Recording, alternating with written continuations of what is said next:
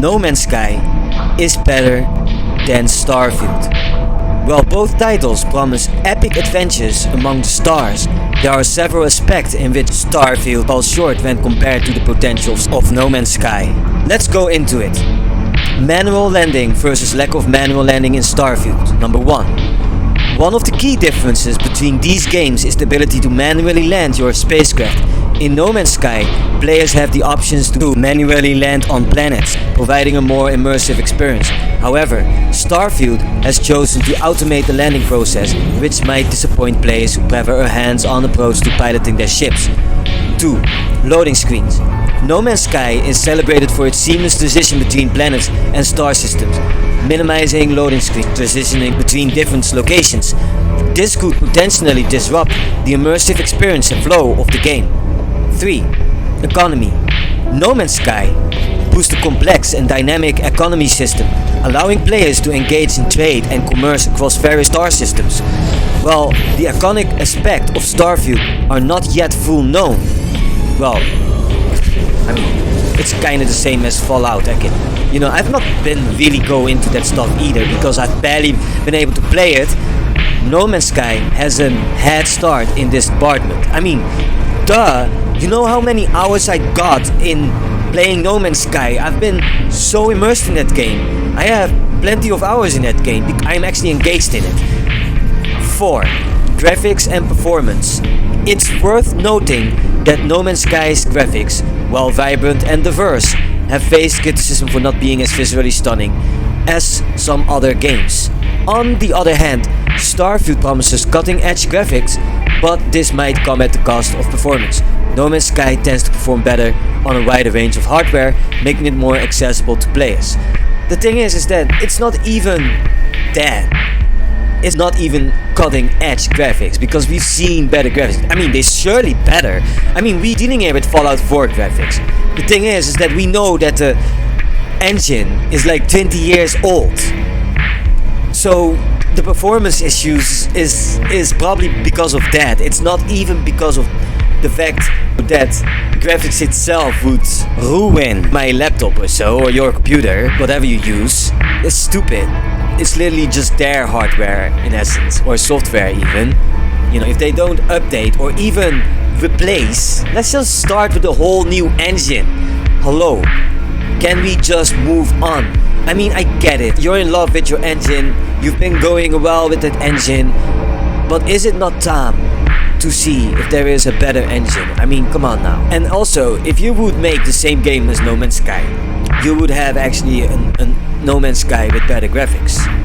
Now we have a Fallout 4 in space. There's a difference. 5. Exploration. No Man's Sky primarily focuses on space exploration, with planetary exploration being a significant part of the game. Starfield, on the other hand, is expected to have a more balanced approach between space and planetary exploration. This distinction may appeal differently to players depending on their performances. The thing is, I don't really have a problem with the way Starfield is portraying, their way of doing it. It's more, based in a story mode kind of idea. Lots of cutscenes, and I'm okay with cutscenes. Actually, I love cutscenes in games. It will actually, make a game more movie-like in a way, and I call it interactive movies in a way that can work. But you have to actually put in place where you would put these cutscenes. Do you want a cutscene between certain moments? Or do you want a cutscene between every single moment? And basically Starfield is doing that.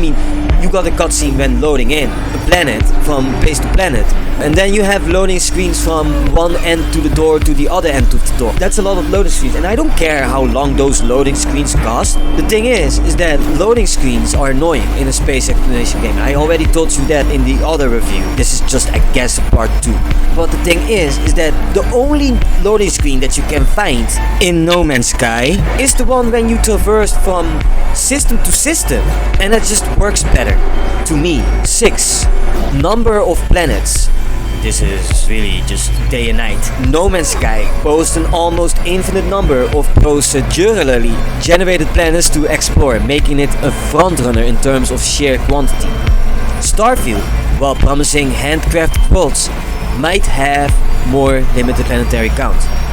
variety of ships. No Man's Sky offers an extensive selection of ships to choose from, each with its unique design and capabilities. This diversity in spacecraft adds depth to the game. While Starfield may have its own set of unique ships, it remains to be seen if it can match the variety offered by No Man's Sky. Base building. No Man's Sky's base building system is widely praised for its depth and creativity. Starfield's approach to base building is still uncertain, but it will have to compete with the well-established system in No Man's Sky. Which is just weird, because Fallout 4, you can say what you want, but I loved the entire build system in Fallout 4. Beautiful, beautiful. And I actually thought that No Man's Sky actually copied that in a way from Fallout 4, which I thought was good. The thing is, if you copy things from other developers, that's good. But it better be the good one. We do want you to copy things. It's just not, don't copy games, because again, I just think it's stupid. Obsidian makes Outer Worlds, then Bethesda comes with Starfield. Come on, come on. And only because last time Fallout 3 and then Obsidian make Fallout New Vegas, which was a way better Fallout already because of aim down sight and whatnot, and you know, just better trade system because certain things came back. People actually saying that it is a better Fallout 3. That's insane. So for me, Starfield feels like as if they want to make a point. Oh, we can make better games too. But they didn't. They needed all this time. They had all this time. But they didn't. They even postponed the dates to come. And they still didn't. Nah, they didn't. I just want you to think about it, because you can see that it's not about making games no more. And I can't even realize what it is actually about. Outside of money. Or outside just making a stupid fucking point. Come on now. 9. Mining and vehicles. No Man's Sky allows players to use both land and sea vehicles for mining resources, providing a more versatile gameplay experience. These vehicles can also be used for resource storage, offering practicality and convenience. Starfield's mining and vehicle mechanics are yet to be fully revealed. Yeah, I mean, it's actually absurd. I don't know if you can store things in your ship, you know, in your ship that you go to planets to. But I do know that you can fucking store your ship into a mothership. And both of these ships, your spaceship and your mothership, can also store resources. And then also your landcrafts can store resources. And you can mine with these things. So it's day and night. And I wish Starfield was just a copy of No Man's Sky. But it's just a half-baked copy of No Man's Sky. And that's worse. You know, it's like want them to have their own sort of kind of footprint, but it's just not a good footprint. But I'm sure that even Starfield is going to have its own footprint in the way of doing things, and I am really curious what the game is going to be. I'm sure that this game is going to be repaired and it's going to be better than ever. And Bethesda, I have still a bit of hope that you will. And because the thing is, you did with Fallout 76. Fallout 76 is today a way better game than it was before. Credit where credit is due. I'm still not gonna play it really, because it's not the same as Fallout 4. I still play Fallout 4 actually better than Fallout 76. So that's the whole thing too, you know. And speaking about motherships, which is number 10. No Man's Sky allows players to own and customize their mothership, complete with storage and ship docking capabilities. This unique feature adds an extra layer of depth to the game that Starfield might not offer. At all! At all! It's day and night. How in the world am I going to store all my stuff, in the Starfield? And speaking about that, how am I going to store all these DLC soon? Because Fallout 4 had a lot of DLC, but it is a big game. It takes a lot of space in. I got only 2 terabyte. I got 4 terabyte. It's not a lot if you think about it, because the games are bigger. If the games were smaller, 4 terabyte is a lot. If the games are bigger, then 4 terabyte is going to actually be lesser in a way. It feels like that, but it's just a ton of space. In the cosmic showdown between No Man's Sky and Starfield, No Man's Sky excels in various areas such as manual landing, economy, graphics performance, exploration options, and the sheer quantity of planets to explore. It also boasts a diverse range of ships, an impressive base building system, and verticell mining and vehicle mechanics. Additionally, the ability to own and customize motherships in No Man's Sky is a standout feature. So yeah, I mean, this is just what's gonna be. No Man's Sky is, because of that, just a far better game than Starfield. And doesn't matter what you guys are gonna think about it. I see a ton of reviews actually praising the game, and I'm like, yeah, whatever, kid. But at the same time, I think by myself, fine, doesn't really matter what people think about games though. And at all. You know, if people have fun playing the game, then let them have fun playing that game. I'm not gonna buy it. I'm just gonna take an oath what DICE said to us. If you don't like it, don't buy it. Okay. Fine by me. My money is going to stack up. And I play only the games that actually pertain to me. The games that I like. And the games that I don't like, I leave these games alone. It's perfectly making sense.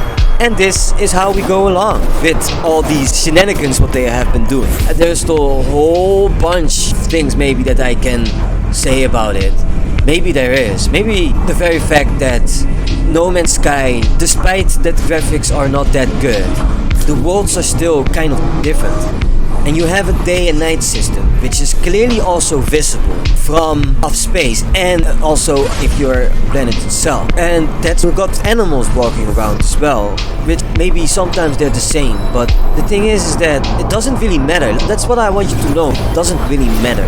And if it matters to you, that's totally fine. But for me, this is not a space game. Starfield is not a space game. No Man's Sky though is a space game, and I love No Man's Sky. And I wish that Starfield wasn't a bad copy of Outer World.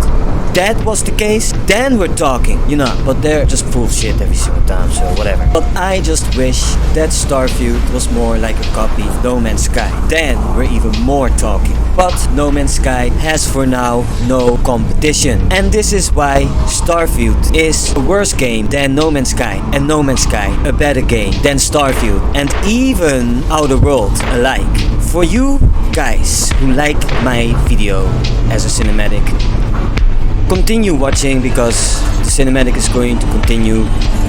And for those who only came for my explanation about the difference between Starfield and No Man's Sky, you can click away if you want, you don't have to watch further.